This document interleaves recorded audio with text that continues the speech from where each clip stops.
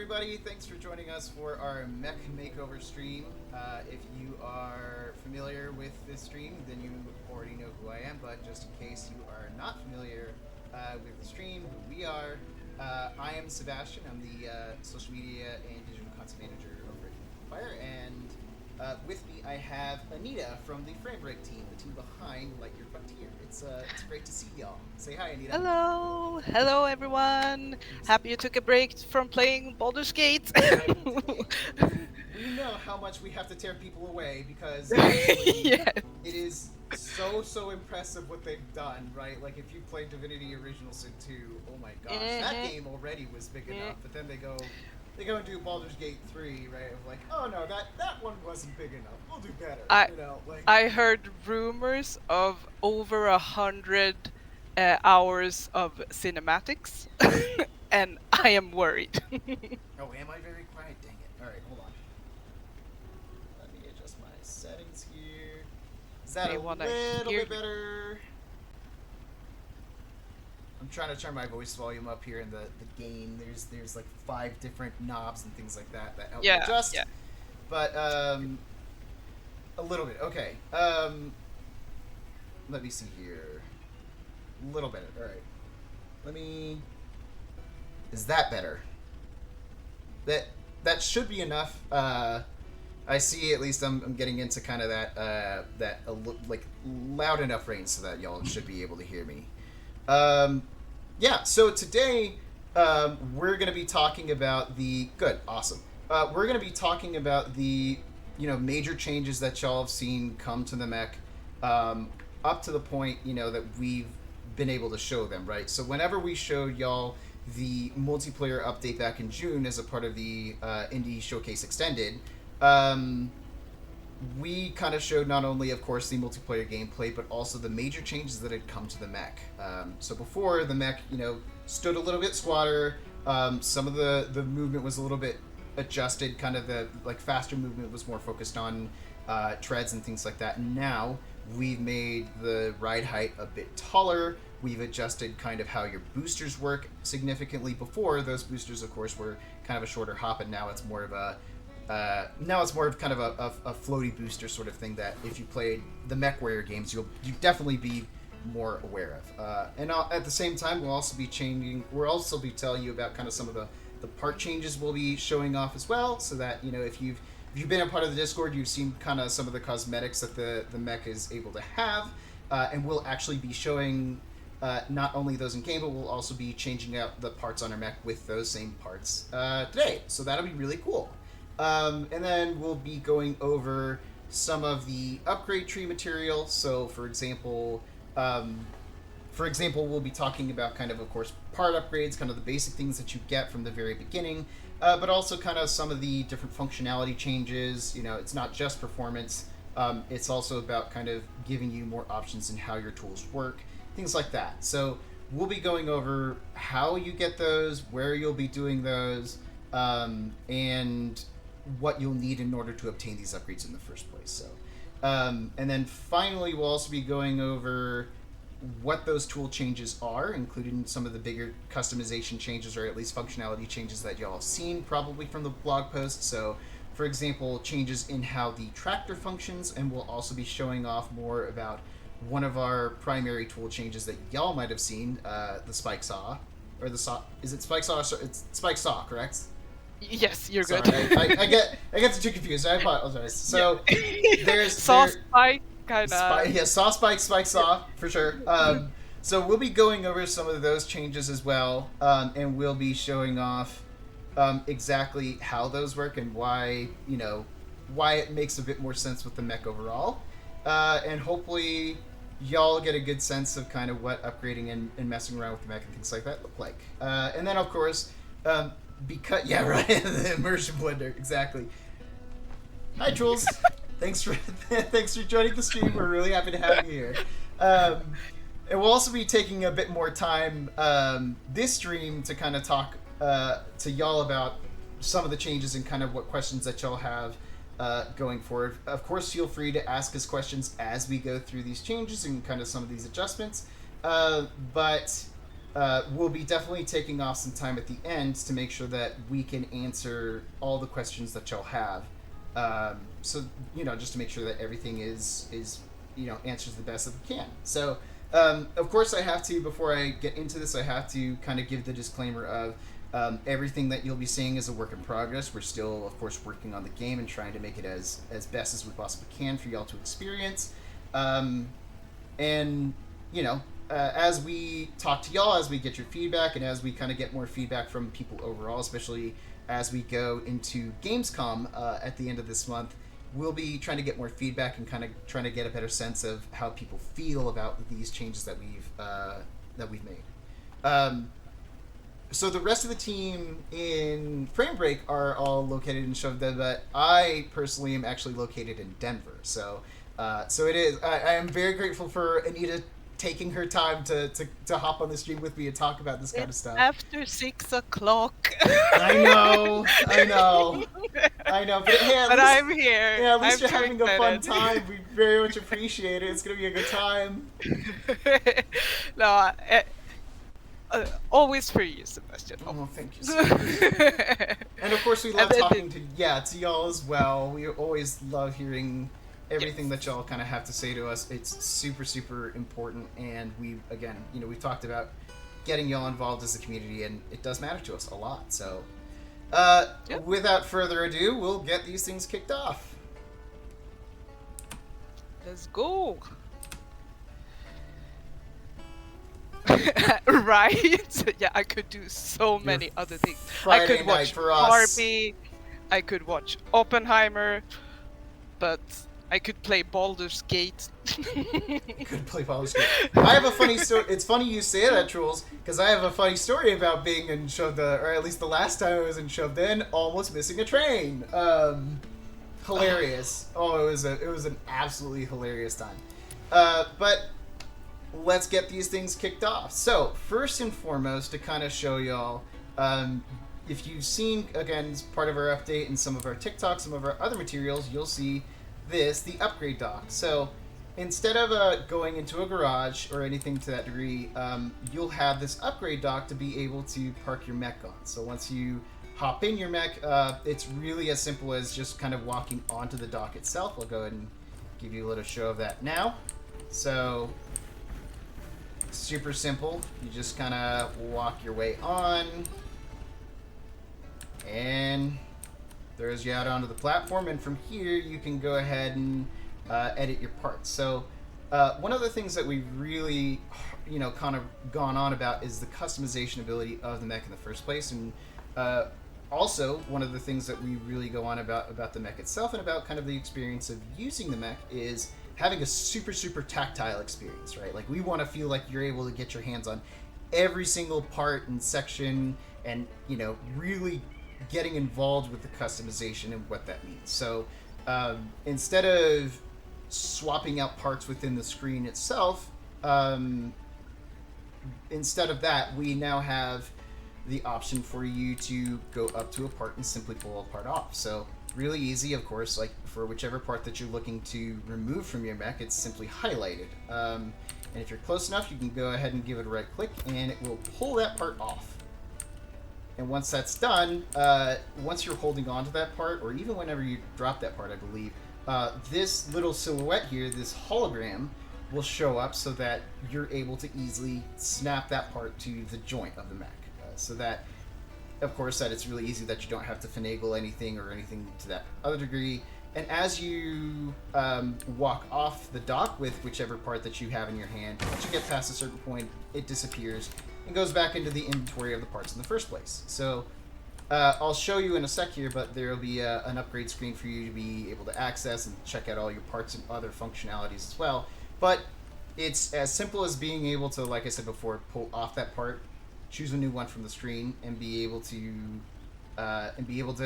make your customization changes there. So with that in mind, I'm going to go ahead and take these parts off. It's let's differ a little bit from the default here and see what other options we've got. Because if you've been on the Discord, if you've seen any of the other mech cosmetics, you'll see that our the team has such an excellent artistic eye for being able to do this in the first place. They're so good. As soon as I can't emphasize enough, Anita. Like as soon as I saw those sets, it was like the coolest thing ever. I was like, oh, they're gonna love And this. the thing Everybody's gonna love it. we're still working on one more additional set, Oh. and we're gonna tease you with that because it's so cool. But I need to give shout outs to Jonas, one of our artists, who's just wow. He's just doing these crazy types of things with the mech and doing these crazy sets, and it's just so wonderful to see how creative the team is, Absolutely. which gives it its charm. Yeah, absolutely. So, Magos asks a question: is there a plan to implement a different system for putting away the parts? I'm not Uh, sure about that. Nothing we have discussed currently. No. So this is maybe in the future we could have something like you put it away in a storage box or Yeah, whatever. like But this, yeah, right, nothing like that has been discussed at all. for sure. Yeah, yeah, yeah. As Yeah. Joachim said it. Yeah. So Oh, as hi, you, Joachim. oh hi, Joachim. So as you're holding the parts, as you're holding them with this functionality, which is the right click, if you do a left click, it kind of does sort of a repulsor motion, so it pushes whatever you're holding away from you. And as you kind of saw, once you get past a certain part outside of that platform, the part will automatically return to the mech dock, or the upgrade dock rather. Sorry. So with that in mind, now that we've kind of pulled off a little bit more of the parts from the mech itself, we can go ahead and get into the mech customization options. So these are all the default parts that we just pulled off the mech itself. So these have now returned back into storage. But if we have more opportunities, things like that you would be able to get from the merchant, correct? Sorry. The for additional like cosmetic parts like that's something that you'd be able to get from the merchant, or We have implemented that you can purchase recipes or like mech sets and stuff like that. I don't know if that's gonna be the current plan, but it's currently you can unlock them through. totally the yep. merchant. As I had mentioned before, at least for the rest of the audience, like I said before, it's still a work in progress. These things are Oh yeah. still Okay. very much aren't set out right now, but this is kind of what our current implementation looks like. So if we want to get some of these new parts, say if I wanted to put on the Hermes set, it's just as simple as selecting those. I'm not gonna select too many at a time, so I'm not taking up too much space on the dock. Easy. I can separate left and right leg and just snap that there. Keep doing all that. And even better yet, like if you really feel like it, or if it's your preference, you can mix and match these parts, and it all works the same way. So I'll go ahead and put in 2 Hermes arms. Go ahead and set that right over there. Whoop. Pick that up. And also, There. thank you so much, Truls, for the wonderful, lovely comment.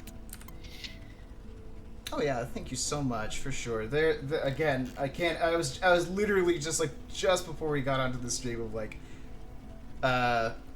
is that the same sound effect from spawning them in to putting them on? For now, but it could be. Anita, are these placeholders or these final? Yeah, we are still working on like adding sounds. So there are some placeholder sounds at certain places, but I don't know exactly which. But we will have like a pass where we go through all the sounds, and if we want some additions to that or changes, then For then sure. we Thank will you. Yeah, exactly. So, but at least like the overall the higher concept of being able to kind of show this stuff off is there, right? Or at least that it designates that you have put in the part in the proper place. So, yeah. We at some places we don't even have sound, so like we will continue to add that as we go. Of course, and that is kind of one of the great benefits of hopping into early access as well. Is that of course not only are we able to get the game out to y'all, but really and most importantly that we're able to have this dialogue with players, so that nothing is completely, or not nothing, but like a lot of things are not completely fixed in place, and that we have the open opportunity for y'all to be able to kind of give us these either major or minor points of feedback, so that we can continue to make it even better and for y'all to enjoy. So with that in mind, now we've got a full Hermes mech loadout, and it looks absolutely beautiful. With that in mind, what if we wanted to do something like a different color? Well, for now, we'll have to do a little bit of dev option stuff to make that happen, but safe to say you will have, of course, the opportunity to change all the different colors of every single part of your mech, so that, again, you can make it as uniform or as wild colored as you want, really. Yeah, to explain that further, we have one primary color and one secondary. So the primary is the bigger red that you see in the game, and then on the mech, and then you have the blue, which is the secondary color. Exactly. It's not out in early access yet, but once we get to our early access release, at that point, again, that's the point of us being able to have this early access release in the first place, is to be able to really talk to y'all about, like I said before, kind of the edits and changes and thoughts that we're looking at for that, and even more points of improvement that we can make, so that we can make the experience fantastic. So with that in mind, I'll go ahead and, you know what, I'm gonna start just doing color changes as I'm looking for it. So let's go ahead and make a yellow for the left and for the right leg, and for the secondary color, let's go ahead and make that black. Oh, actually, you know what? Oh, that's really Are you tough. getting Sorry. creative? I am. You know what? I'm gonna go with a little bit of thematic sense, if that can work. Is pink implemented yet? I'm trying to, let me see here. It might just stick to red for that one. Dang, I was gonna go for Barbie mech, of course. It only fits, right? I'm just saying. I've seen the pink mech around. I've seen pictures of it, but so in some way or form it's working, but not currently. It is. Oh, okay. We'll set the we'll set everything else for the engine to yellow, and then for the upper half, left arm. Ooh, what should I go for the upper half? I'm trying to go for like a neon color scheme, almost. Ooh. Green is definitely, if you do. All right, there we go. Yeah. Love some green.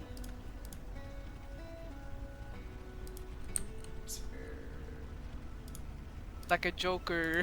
Oh my gosh. Set primary. Okay, color changing might be wonky with the right arm color. Okay, then yeah, we're bug testing as we go. Okay, yeah, we're figuring this out. But the idea still sits of being able to kind of make the changes that I had mentioned before. So I'll go ahead and set those back to left and right leg, and then the left arm, go ahead and set that as yellow, and then the body, I'll go ahead and set that secondary. Cool. So, there you go. Paintball gun for painting mech parts, maybe. Somebody's aware of things.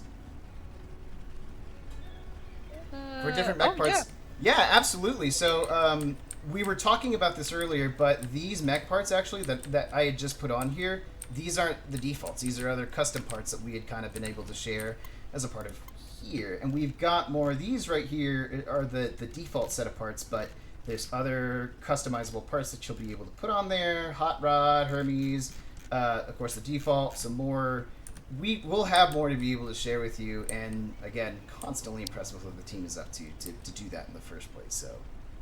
Yeah, and in case you missed, we have some more coming in. Oh So yeah, we've be got excited. plenty to think about, and we've got plenty of other people to work with in the process to see what options we have.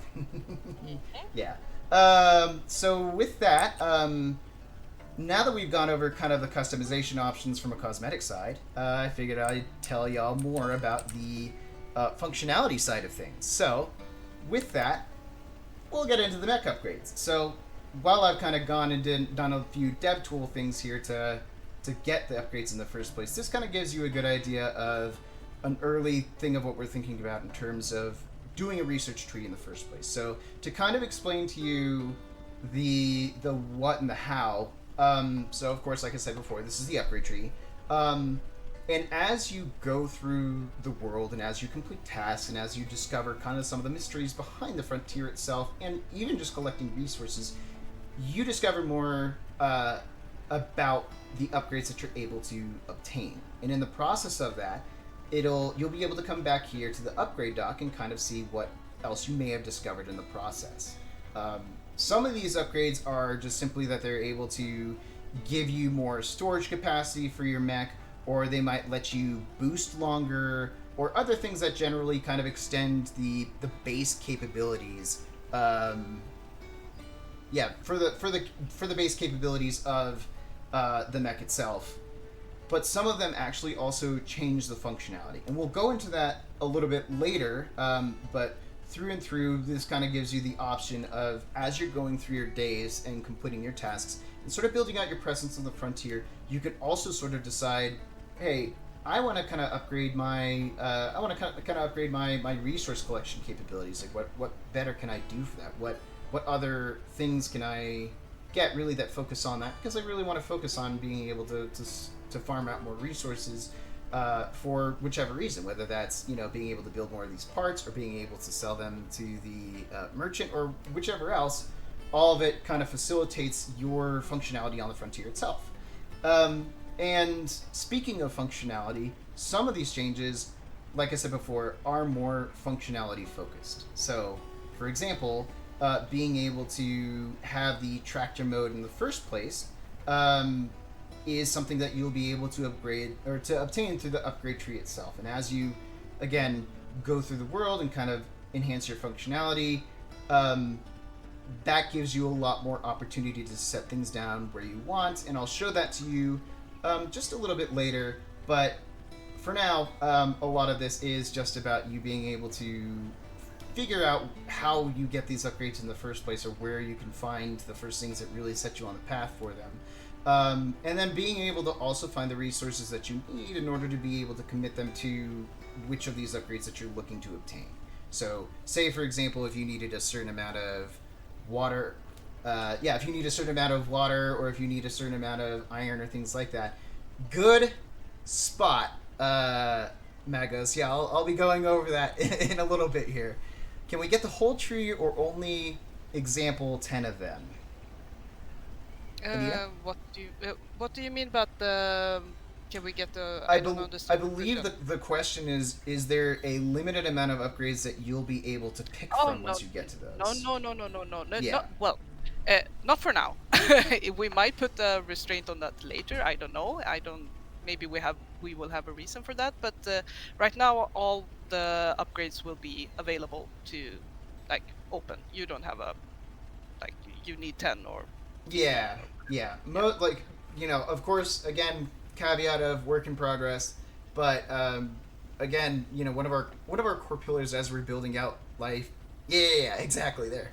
So one of the core pillars of as we're building out Lightyear Frontier in the first place is, as we've talked about, the tactility, right? And so everything that we can do to make y'all have a better experience with that and have that be something super enjoyable in the process, it really plays into the whole power fantasy of having the mech in the first place, right? Like, yeah, you could do everything that we've kind of been able to show you thus far, like on ground, as a lot of other farming games have done, but being able to do that all in a mech and being able to kind of have that customization and versatility and kind of the weightiness of everything that you do is so much fun. It makes it means a whole lot for sure.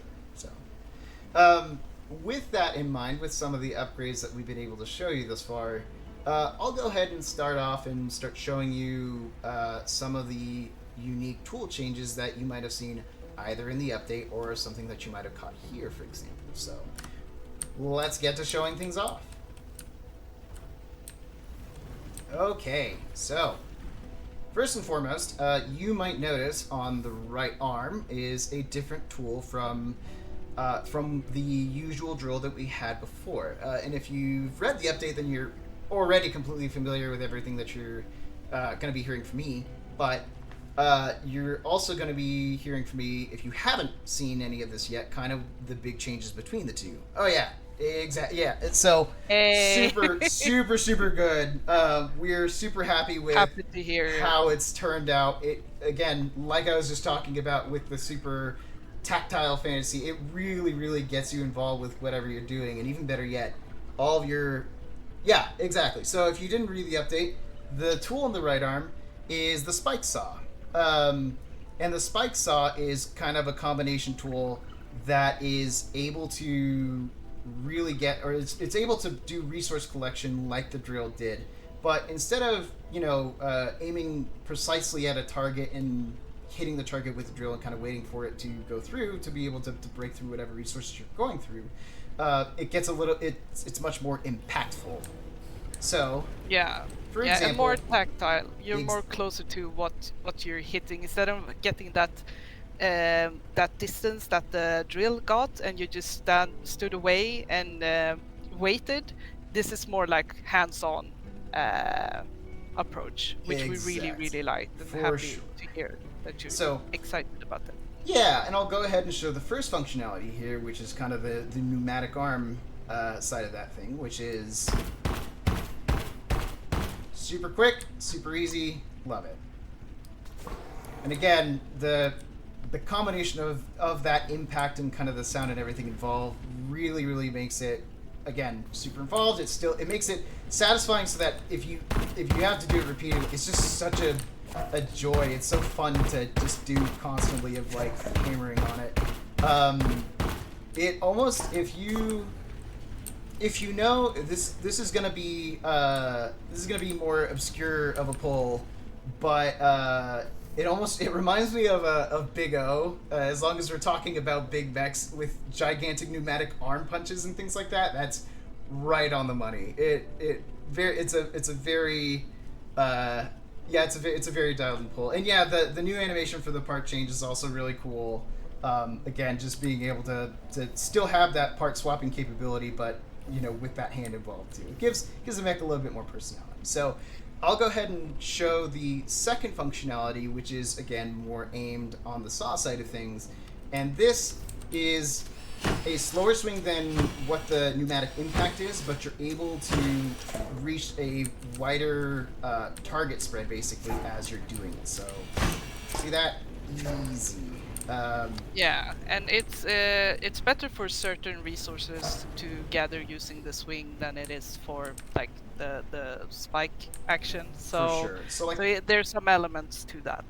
Yeah, and it really gives you a lot more leeway. So like, for example, my aim cursor isn't even on the tree itself, but I'm close enough or within enough of an arc so that it's able to hit, so it's not so much of an issue. And of course, there's a little bit of angling there because it's coming from the right side, but that's still a really wide arc to work with, so that if you're going for a number of trees, then you're able to do so. So if I understand right, only the right arm change and only the left one is hand only. Is that? Yeah, yeah, that's currently. So as some of you might have noticed, we went from like a two-arm to dual-wield to now a single-arm wield with the tools and then the hand. And there's several reasons for that. Mainly, we felt like it was underutilized to have two tools at the same time. So it was rarely we saw players using the two drills together, or any other combination other than the vacuum and a destructive tool, or like the seed shooter or whatever. And then as part of like the mech upgrade where we wanted it to be like a really powerful mech. It felt it really adds to the game feel to be able to run and like see the arm, like it feels so much like a mech more. And then we have also uh, uh, made sure that we've unlocked several buttons on the controller that we can use to do other stuff in the gameplay, basically. Yeah. So, let me see here. This might have been mentioned before, but can we tame animals? So we do have plans for interactions with the animals and the critters that you'll be seeing in the world. We'll be going over that a bit. We'll be going over that a bit later, but it is part of what you do, and it's it's not. It does have like a particular involvement in in how that plays into the rest of everything else that you'll be doing. So. I'll go ahead and, for the folks that aren't aware of the movement changes in particular, I'll go ahead and go over that. So, before with the mech was a little bit, definitely a shorter in stature and thus kind of a smaller walking speed, or a lower stride rather. But overall, with this big mech change, of course, also comes kind of a change in ride height and how everything works together, and being able to pivot in particular directions, and also just the nature of kind of finding a higher pace of speed overall. So, before where there wasn't quite as much of it, or there was kind of the differentiation between using your boosters or switching over to the treads. Now there's a sprint option. So now you have longer legs and you can use them actively as a stride. And even better yet, with a physics-based implementation of movement, that means that you keep your momentum with what you do, which nicely plays into exactly what I'll be also talking about next. Which, if you're if you're familiar with kind of how the old boosters worked, for example, the old boosters kind of had more of what you did as sort of a short hop upwards. It was able to get you some verticality, so that if you had, say, like a ledge that you wanted to get to, that you were able to get to that certain point. But now the boosters have a lot more lateral movement. You have a lot more kind of hang time in the air. So let's give it a shot. And also, Kat Kizuma asked if you could grab your friend's hands with your left hand. And this hand option opens up to these possibilities. Yeah. Where we can have like multiplayer animations or co-op animations and stuff like that. We have not discussed that, but definitely an option. And wouldn't it be awesome to like see mechs holding hands? Oh my god! So Absolutely. I would just be running around giving a peace sign all the time to everybody else that I played with, just like, hey, what's up? What's up? And then spraying them in the face with water. Of course. Of course. Am I supposed to be helpful to my teammates? No. Are there interior ornaments coming too? It's something we really, really, really want to have. So I can't put a timestamp on when that's gonna happen, but the team is very excited to have like danglies and whatever have yous inside the cockpit. That would be so cool. Yeah, and I do, once again, I have to give super big credit to the team for being able for implementing what I call exactly what Magos was talking about with the skidding stop. It's what I call the Akira slide, because it just makes me feel like that every single time, so that once you get through your boosters, you have a perfect slide stop that goes into that momentum that I was mentioning before. Yeah. Nakamura asks about the orange smoke. Well, that's very good eyes you have on you. So it's basically part of the intro sequence where you collect your tools as part of like our slimmed down tutorial, basically, so you don't get overwhelmed with all the tools. Yeah. At first start. Yep. That is, to kind of pull behind the curtain a little bit for everybody who's here. One thing that we really saw, like whenever we were able to share this kind of stuff for the first time to folks, is that whenever they came into the experience of driving the mech in the first place, it was quite a bit to kind of take on, and thus, it was a lot of them just kind of trying to get a handle on what it was to pilot the mech in the first place, and how it operated. Does it operate on what I call tank controls, or is it more like naturally pivoted? So like if you turn in this direction, am I able to walk this way, or does it just continue? Yeah. So more of that feedback really did help us get a better sense of A, how to kind of string everything out to make it more digestible, and B, have it in such a way so that we can really get people, properly onboarded and granularly familiarized with everything that they're experiencing, basically. So, but to go into exactly what Magos had kind of picked up earlier. Can I pull some water from here, or do I have to go to a pond? You cannot pull from the ocean, no. That so you makes have sense. Fresh water. What? And there's the other thing too. So with the physics-based movement, and this is kind of a change that we've seen already, but we were able to really iron that out. The physics-based movement, kind of means that your mech also operates by the laws of physics, which sometimes means that you fall over. Not a huge deal. We've sort of been fine-tuning that, as far as I understand, right, Anita? Yes, we've actually rolled out the update, which makes it very much less likely for you to fall, because that was the #1 feedback we gotten since we rolled that update in with the falling, that it happened too often. But now it's more stable, and I think if you fall, you kind of earn it. You have to put a lot of effort into it.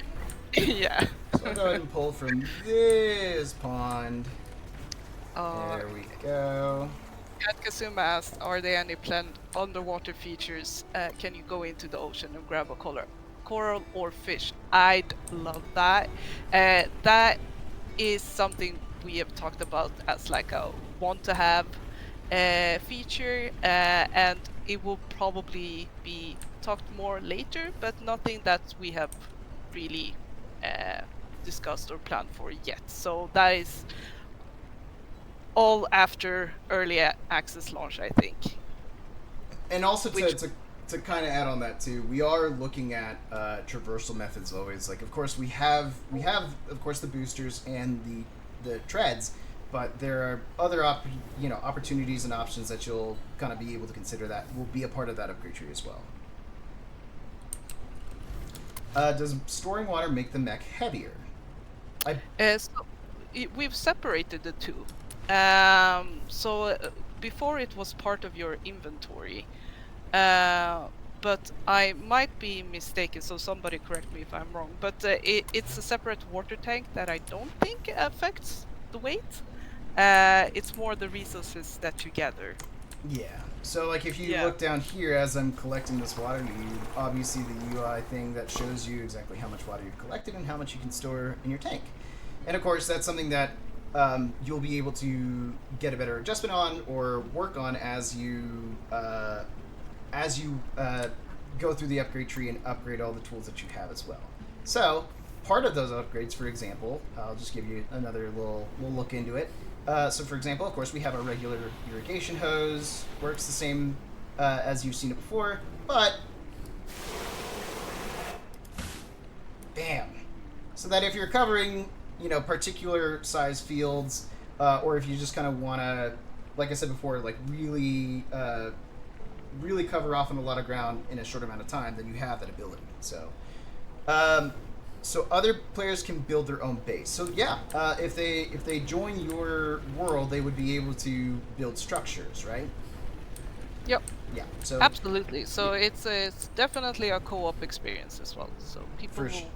Yeah, for sure. Yeah, every time me and Sebastian build, he goes off and build his own place, and I'm like, nah. I'm a build over here. Last time I needed built like this absolutely sick-looking hedge mage, which really it was fantastic. I had, don't get me wrong, I had my shrubberies, but like the beautiful courtyard function was great. So. Yeah, but in this game, everything you place kind of is really like everything looks gorgeous in this world.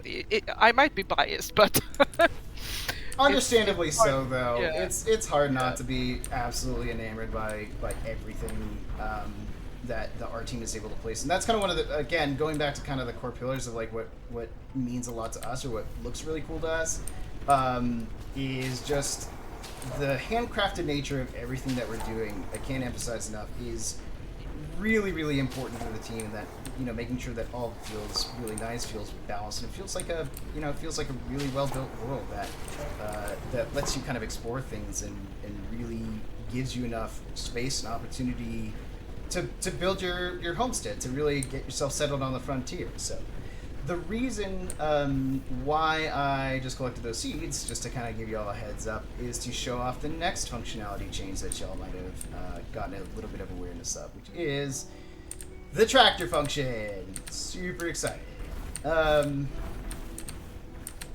So can other people go on your world even if you are not online? I believe, No. yeah, I believe the person has to be hosting the world Yes. for them to be able to, or for people to be able to join. Yeah, it's kind Exactly. of, yeah. So, to get into the tractor function, you know, y'all have seen tractor before, but now, of course, as you've seen here, we added a little bit of functionality to it. So there's a little bit of a, a more functional element to it beyond kind of traversal. I know that it's supposed to feel like a mech, but is there a way to lower the view, Bob? I'm very sensitive Yes. to wallpaper. Absolutely. Yes. Yeah.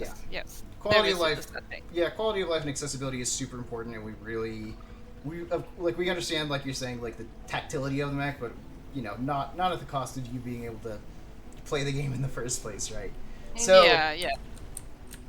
so with this new tractor functionality, of course, it's a little bit it's slower because you'll be setting down plots as you go. So this is another functionality that you'll be able to obtain as you progress through the upgrade tree. And so I'll be going shifting to the create function, and voila! Look at that, and it even tells you what path you're going on, and of course, oh, I accidentally turned the wrong way. Oh man. Not a problem. Just swap on the old erase tool there.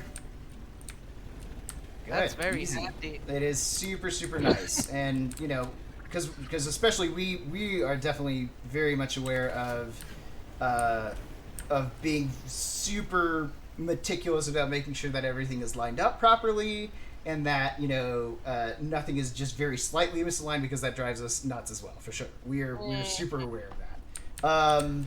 So with that in mind, now that we've got those plots set up, I'll go ahead and switch over to our seed shooter. So, seed shooter's already got... To your comments, Sissix, did you just plant back the grass? It's space physics, okay? Don't worry about it. We nicely scooped up the grass, roots and all, and then we can just lay them back down. No harm, no foul. Mm-hmm.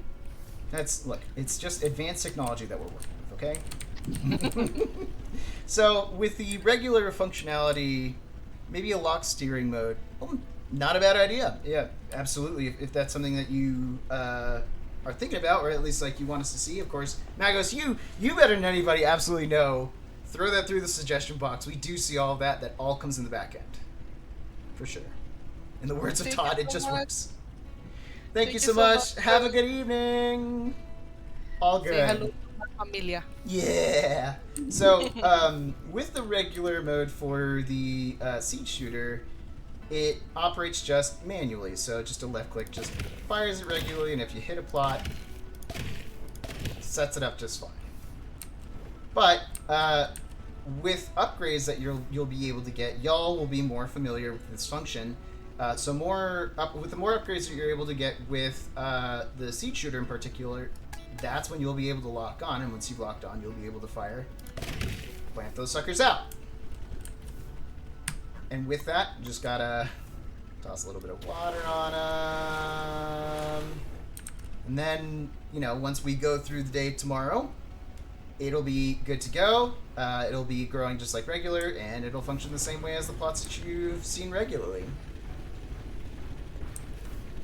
Well, to be fair, in a lot of farming sims, you just bonk the ground with a hammer and grass grows back too. So you're not wrong. It's a little bit of flexibility there, but doing a good job of making little things satisfying. Really, I really truly cannot emphasize enough like how much every one of these small aspects, like every single stage of everything that you do, we're very, very careful about making all of it satisfying.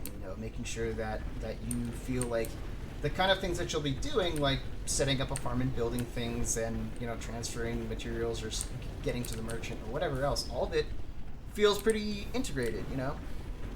Is there? So Can you pre-water plots, or is it only after seeds are planted?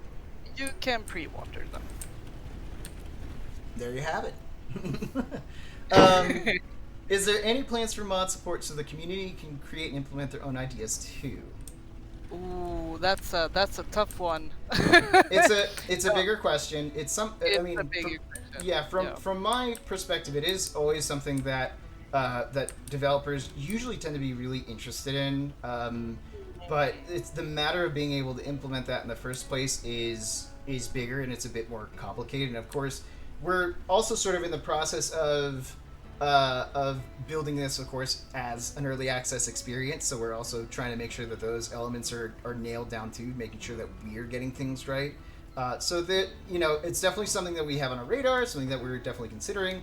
But we just want to make sure that we are being aware of all the processes involved, and that we're putting that in at a good time. But otherwise, on a personal level, I'm always a huge fan of modding. Modding always has a lot of interest for me. We've got like Starfield, for example, coming up in about a month or so, and I'm super excited for that. Not just because it's such a cool looking game, but because it's almost certainly going to have just a gigantic mod scene, as most Bethesda games do. So what I'm going to do now is, since I've gone over kind of the elements of the game so far, and since it's been a little bit a little bit of time since the last dev stream, I'm going to go ahead and block off some time to answer questions that y'all might have, either from this stream or things that you've seen from us since that point, because I know it's been a while since y'all saw us last with the decor and music stream. And I know that there's a lot of questions that we definitely know are going to crop up in a lot of answers that we'd love to give as a part of that. So I'm going to go ahead and switch this back over to the base cam so that we can get back into that. Yeah, I think we've had a lot of suggestions actually about the mod support. So we're definitely looking into the suggestions that you're putting in. The designers, they look at them, and then they bring them on to their discussions for any design discussions that need to be had with the team. So yeah, I think we've had a few on the mod support, but too early to be able to answer that right now.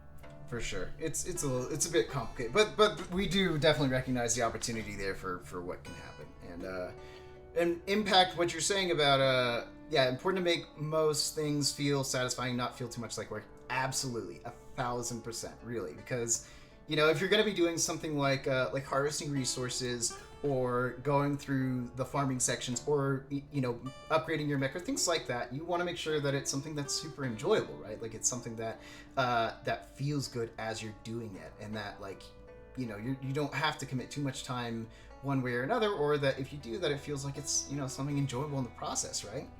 So that's really what we're thinking about. But yeah, and also keeping it chill, like it's a chill game, very like casual. I'd like to see a VFX pass on the water bomb explosion. Oh, yeah, for sure. Yeah, for sure. Like all this stuff, again, the emphasis of work in progress, making sure that all of that will be nailed down. I can definitely say on our side of things that we're committing a ton of time to making sure that everything is polished up, that it, again, feels great, and that once you get your hands on it, that it really does feel like a really solid, at a really, really solid point, so that you feel like these changes and that every functionality of the tool has been very, very carefully thought of, because it constantly is. They're super dedicated to making sure that every small fine point is, tested in a laboratory and field tested after that, and that it feels good to everybody. So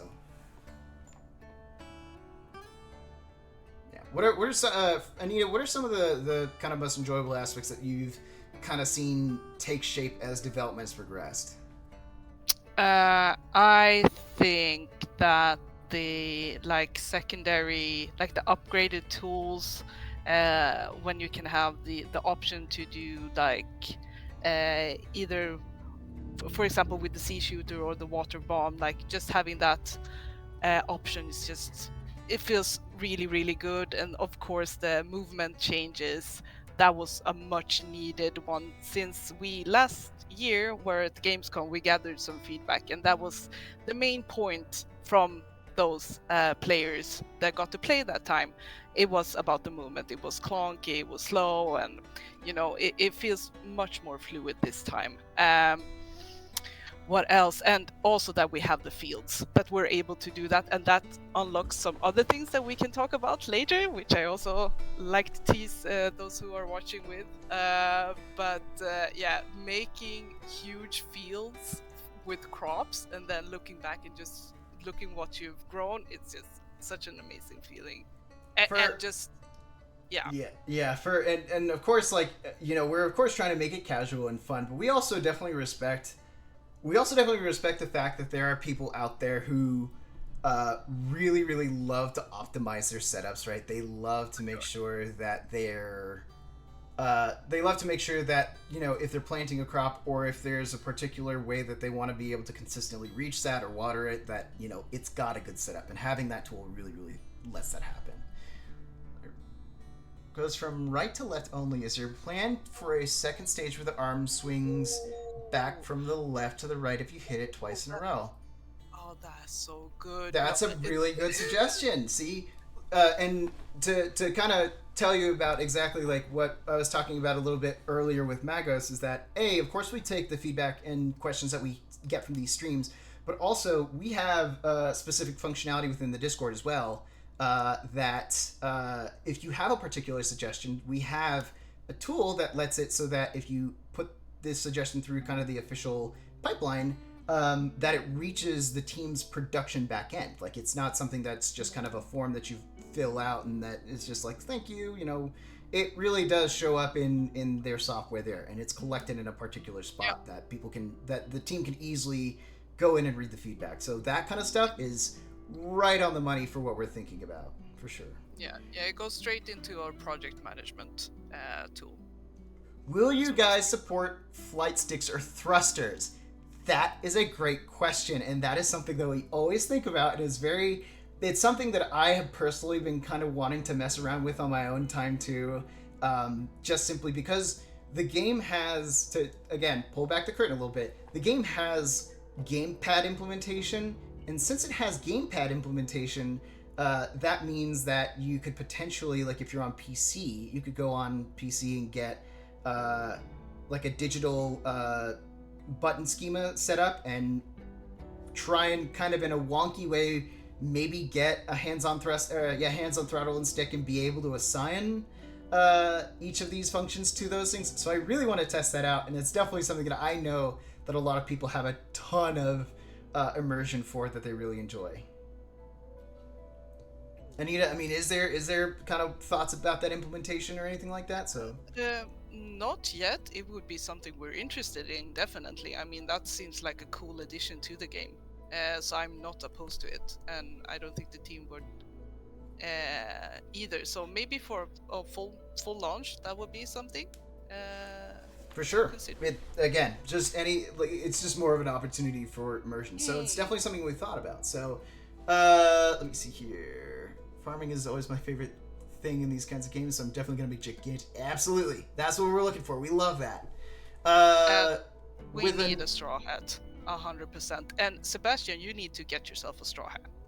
I need to get myself a cowboy hat, really, at this point. It is astounding that somehow in my entire life of, I lived in Texas for 20 years, like I never got a cowboy hat or cowboy boots at all. How did that happen? How did I get here? We'll never know. But with another playable demo at Gamescom, is there any word on when we'll see a playable demo, closed beta, etc., for the community to engage with? So I'll definitely let Anita expand on this a bit more, but I know that we've definitely been thinking about it, and it's something that we really like we said about having community involvement. We're looking for a really good opportunity, and also kind of looking at when we can kind of give you all the most complete experience, so that you can give your feedback as well, so that we can, find a fine balance between, where we're thinking about for the release and when we'll be able to implement that, so that we can have enough time to be able to show you as much as we can, but also make sure that we have enough time to kind of consider when we can sort of implement those things, and really see like, okay, these are some immediate changes we can think of now, and then after a release point. But Anita, what's your thoughts on that? No, you're 100% correct there. So I think just to be transparent there, we're basically, this is something that the team all wants to do. It's something that we would really love to have feedback on, and we want the community to be involved with. So it's just about like the details of timing, and when we like project management wise, and like there's so many things that kind of need to align for that to be possible internally. Well, Sebastian would be the first person to let you know. So. Oh yeah, I will be screaming about it from the heavens. I will be hammering on it as much as I possibly can once we get to that point. But kind of going back to what I had said about the team making sure that every single little fine point is really well rounded, and again that is squared away with everything that's considered project management wise. That's kind of what we're thinking about it from. But once we have a word on it, we will be screaming about it without a doubt. Let me see here. Sorry this has been asked previously, but is there any form of crop refining in place or in development, like turning grain to flour or fruits to wine, for example? Great question. That is actually something that's already been implemented with some of the buildings that we have. So that's kind of one of the big reasons of why you'd be growing the crops in the first place. So as you discover more about the frontier, and as you learn more building patterns and things like that, or if you've got like more components or whatever else that you're looking to manufacture, whether that's buildings or more components for the mech or whatever else, part of that is going to be taking the crops that you grow and putting them in sort of resource refinement or processing buildings, so that you can get more refined resources and then build things out from there. And that's going to be a combination of the things that you grow and also the things that you're able to find and collect in the wild, and all that combined, that will comprise the resources that you're going to need in order to build out the homestead of your dreams, or move forward to get particular upgrades that you're looking for. That's kind of what we're looking at. Yeah. So, how about different color thruster flames or seasonal events? Seasonal events, that's something super in the future, where we have, of course, the early implementation of weather for rain and things like that, but there's a little bit more. And that's something we'll talk about later on, but there's a few more changes that kind of will make more sense as we get to it, getting into the environment of the frontier overall. And as for different color thruster flames, that's a pretty good one. I really like that. Like, why isn't it implemented already? I want thruster flames with sparkles. Is it something that we could think like about? Trail? Honestly, truly, please. I need everybody to know exactly where I'm going. I need to look like if Barbie became an astronaut, that's what she would have. Simply. I'm just saying. Like, yeah. Always, if we have the time and resources, we would definitely put some love into like changing the colors of the thrusters. That would be just huge. For sure. Can you tell us more about what role the hand will play beyond swapping out tools? Will there be interactables in the environment that will require the mech hand? I think the first part, yes, there will be other uses for it. We just don't know exactly the clarities yet. Mainly for if it were to be used at the current state, what we've discussed now, it would be for animations, maybe like emojis? No, what's it called? The emotes. That you can. Yeah, emotes. Oh my god. All good. No, I get those two confused all the time. You're good. Probably. Yeah, early higher level kind of stuff, or at least kind of more multiplayer, just kind of expressive stuff. There will be more, as Anita is talking about, but again, it's one of those things we'll be going over at a later time, but it's super exciting. It again, I actually really love the hand because it gives the mech a little bit more personality, and being able to give a peace sign or wave as mech, of course, that's a no-brainer, right? That's perfect. So, well, Megos, just to add to that, I think if you have any cool ideas for that, then please drop in the suggestions. Like, we would love to see it. It's just nothing we've discussed currently. If the mech hand is used in any other situation, it's more for us to think about. Again, as we've talked about a few times now, suggestions matter, and again, even outside of any sort of the demo opportunities or in-person demos or anything like that, your feedback matters. If you have a particular thought and things that you've seen either from the account or for the stream or anything like that, please put it through the suggestions. Yeah. So I think one limit to that might be that just changing over the tools from two hand to one hand, it opened up some more buttons for us to use for other, like for example the second kind of tool, what's it called, the water bomb and the seed shooter, where you can lock on secondary tool functions. Yeah, that's the one. So I think it would need some fiddling. I don't know if that's possible, but we'll see. For sure. Will there be NPCs to talk to and interact? Absolutely. And that'll be that. The whole details behind that will be more that we'll be able to talk about later.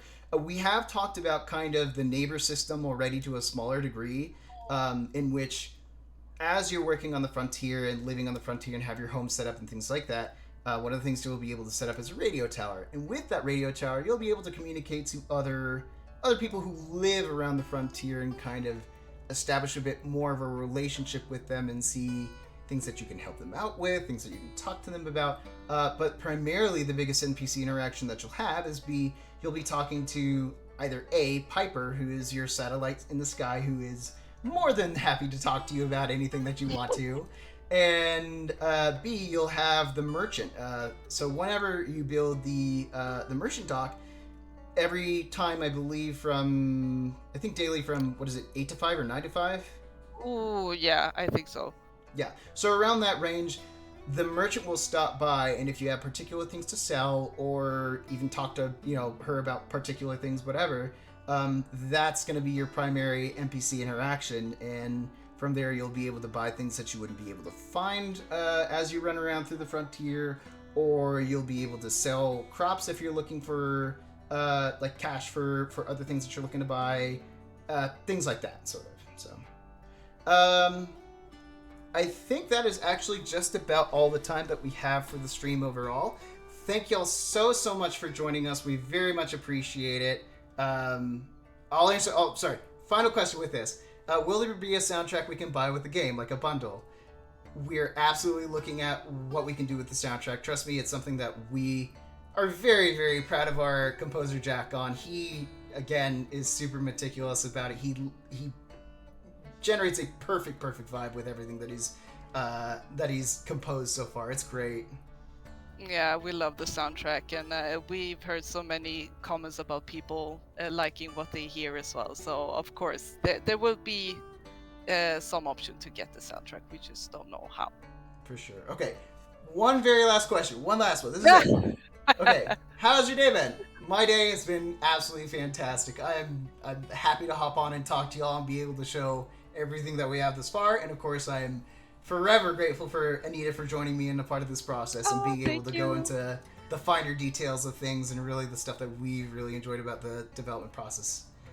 Yeah, today has been great as well. So, and this has been so good. It's so fun talking to you guys and just seeing what you say and hearing reading about your reactions to the new things that we show. Like, wow, that's awesome. It gives me like I want to go back to work tomorrow, but it's weekend. It's a great time, and we're always looking for other opportunities in which we can kind of do this stuff and show new stuff off. But of course, thank y'all so much for joining the stream. It's Thank always you a so much. pleasure on all of our parts to see the feedback and see how interested y'all are in everything that we're building. If you're not familiar yet, like I said before, we're gonna be at Gamescom from the 23rd to the 27th.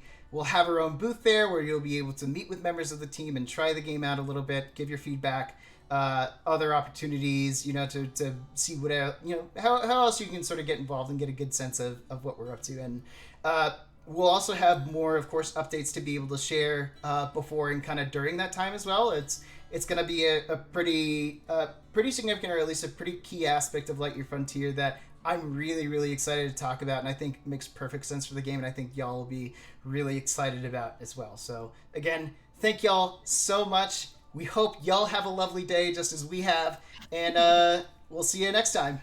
Take care. See Bye, ya. guys. Bye.